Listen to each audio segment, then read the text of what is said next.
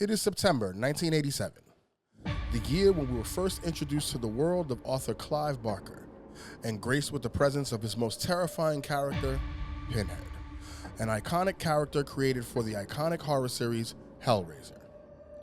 For decades, we've seen multiple additions to this franchise, most recently 2022's reboot, also titled Hellraiser. And now, they're back. As we're blessed with the trailer of Hellraiser Revival being brought to us by Saber Interactive. Now, as intriguing as this trailer was, what got us is the preview of a 3-tier collector's edition that celebrates this long-standing franchise. Is it worth the suffering? Find out on this episode of Broheim Unboxed.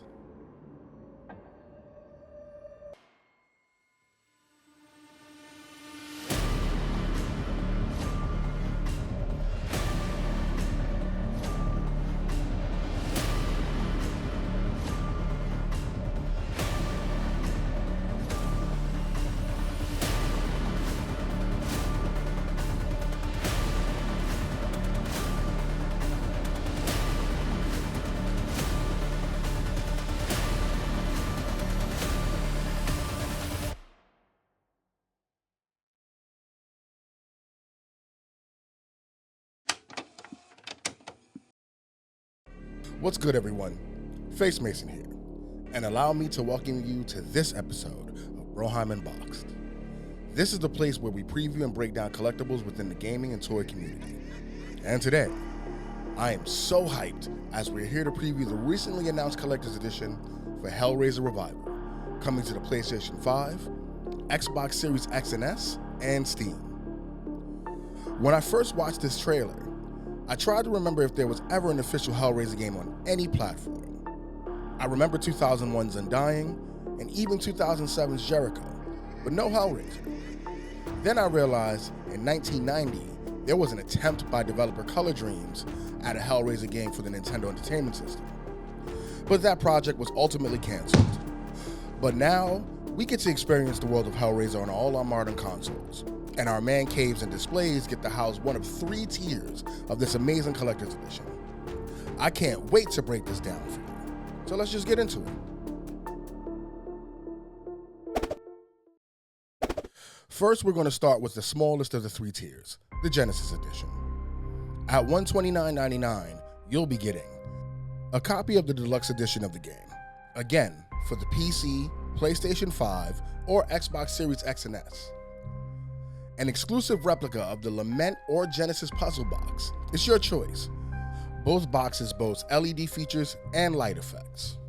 And last in this tier, a Hellraiser Revival trading card pack. Let's hit the second of the 3 tiers, the Cenobite edition. At $199.99, you're looking at everything that you got in the Genesis edition. That's the deluxe game, puzzle box, and trading card pack.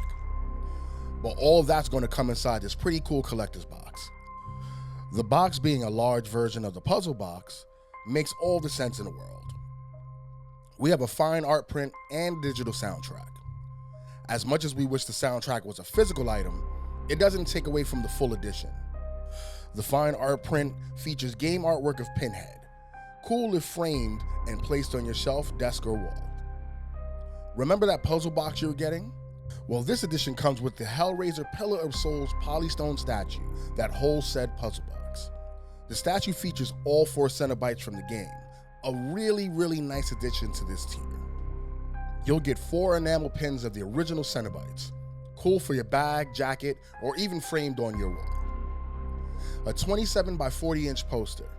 The art mirrors the cover art for the game, which to me looks more like a movie poster than one for a game.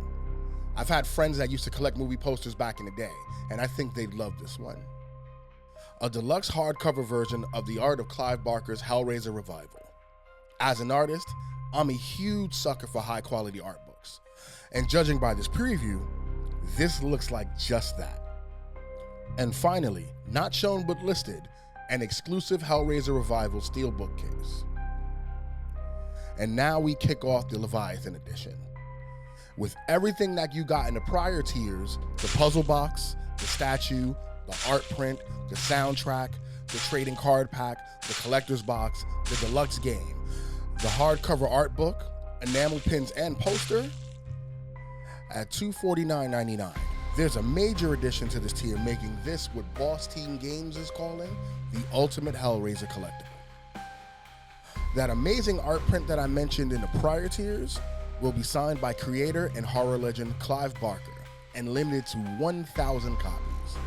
If I were you, I'd frame this and throw it on the wall the moment I got it. If you're a huge fan of the Hellraiser franchise, this is definitely for you. Now that we know what we're getting, let's get to what I really think about it. Let's start with the decision of a multi-tiered collector's edition. At one point in time, I was never a fan of multiple collector's editions. They always tend to give you that FOMO feeling. In this case, there's a very important common denominator here, and those are the deluxe version of the game, the card pack, and the replica puzzle box. We know that the box is one of the most iconic props in film as a whole, so having the opportunity to own a replica of the box works. The card pack is definitely something that I look past though. I don't see a reason to be excited about it at all. If I were to really think about it, it could inadvertently be a callback to when movie companies would sell card packs for their upcoming films. I immediately go to 1989's Batman and Teenage Mutant Ninja Turtles in 1990 made by Topps. Those sets were flying off store shelves no matter where you went. This could be akin to that time in history, and if that's the case, then it's a cool nostalgic addition. When looking at the second and third tiers, they're pretty much similar. The question becomes, are you willing to drop an extra $49.99 for a signed print? As I said before, if you're a huge fan of the Hellraiser franchise or just a completionist when it comes to collecting, then you're getting the Leviathan edition. But both editions look really, really good.